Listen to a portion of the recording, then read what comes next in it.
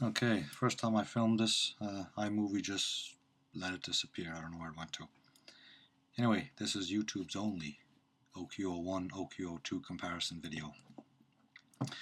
Mechanically, the OQO Model 1 is a little bit taller, but the screen size is the exact same height. The OQO Model 2, the black one, is a good finger length longer, but the screen is only a hair longer because this has much more plastic on the side underneath the glass than the OQO 1 does. This is a shorter border here. Thinness, and I do have the regular battery put back on the OQO 2. The OQO Model 1 is thinner. This is the extended battery. It's twice as thick as the ordinary battery on here, which would of course make it a lot thicker. I got the OQO Model 1 because it's about a third the price of the OQO Model 2. You're going to see a turn-on video coming up after this. I only have about another 45 seconds to talk. I'm trying to remember what I did in the first video. Basically, it was a size comparison. I don't need the power of this machine. This is a much more executive style machine. Much higher quality. This is more mechanical, rough and tumble type machine. A little bit less worried about banging it around. So if you're looking for something much simpler and cheaper, you can get these for about $350, $400 on eBay. If you're looking for a much more executive, much more powerful model, you want the OQO Model 2, 60 gig hard drive. Anyway, now let's go to the turn-on comparison, which I'll add to this video. Okay, I'm back. I tried pressing both buttons at once. The OQO Model 2 button I missed, so I had to let this start up and shut down again. Let me make sure I can actually get the buttons this time. I'm going to press both start buttons at the same time.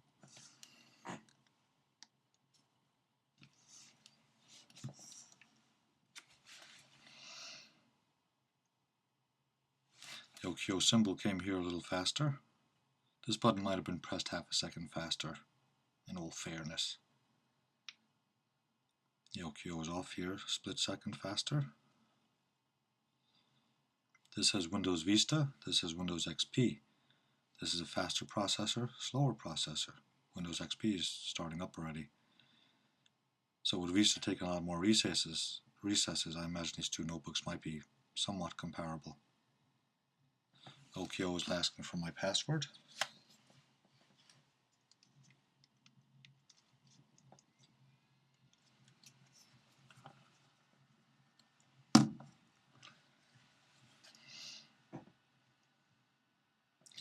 That's the OQO Model 2. I put in my password already. I imagine the OQO Model 1 is going to want me to click on my... Oh no, it went straight in. Let me use the stylus just to see what's working.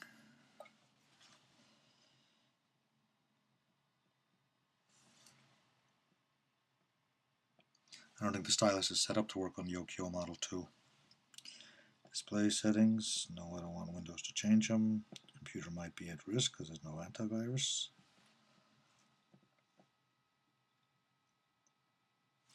Well, oh, what's happening here? Windows Security Center starting up without me wanting it to.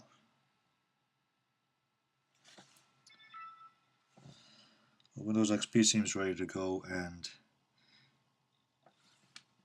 Vista appears to be ready to go. There's still some things running in Vista, but XP seems to be fully ready. Let's see how much more time Vista takes to get fully ready.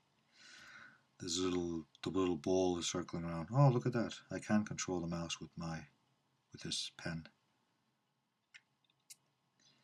What I do to test if it's ready to work is I bring it down around the bottom bar and I just let it glide over a few things where it would normally tell you what's going on with them, and the little blue ball appears and starts circling.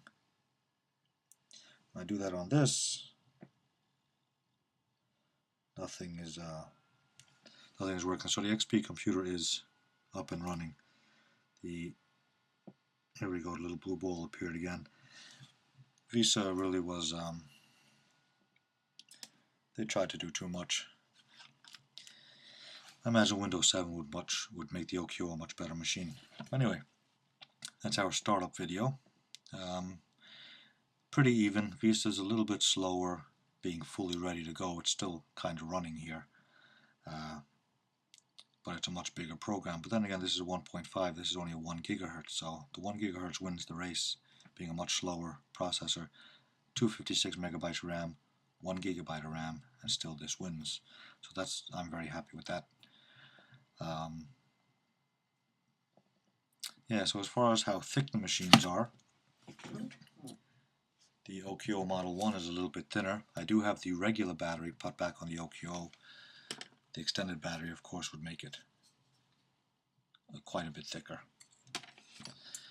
But there we go. I am searching for an extended battery for the OQO Model 1. If I don't find one, I'll just get a second battery.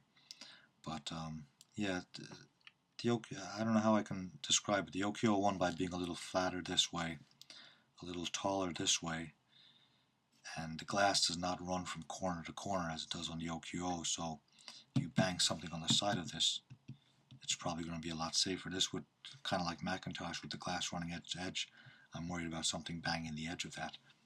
So it's not as rugged a machine, I think, as the OQO 1, and something rugged and simple is what I need. And again, it's a third the price. So this OQO 1 will be in my pocket from now on, going to work. Wherever I go, it'll be in my pocket. This OQO Model 2 is on eBay.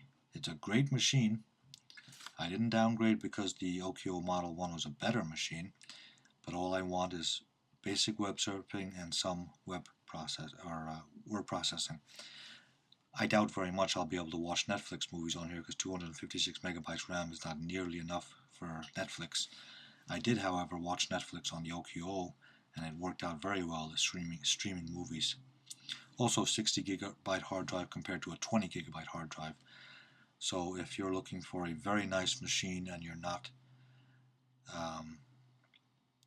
and you want something with good battery life and a bigger hard drive and just an overall better machine that you can easily upgrade to Windows 7, because upgrading from Windows Vista to Windows 7 is an easier process than upgrading Windows XP to Windows 7. It's a much more complicated process. So if you're looking for a really good machine to upgrade, this is your one. If you're looking for something cheap that you're a little bit less worried about losing or breaking, the OQO Model 1, if it's much less RAM, is good enough for you, and a 20 gigabyte hard drive is good enough for you, it's a good recommendation. Anyway, thanks for watching YouTube's only OQO 1, OQO 2 comparison video. Thanks for watching.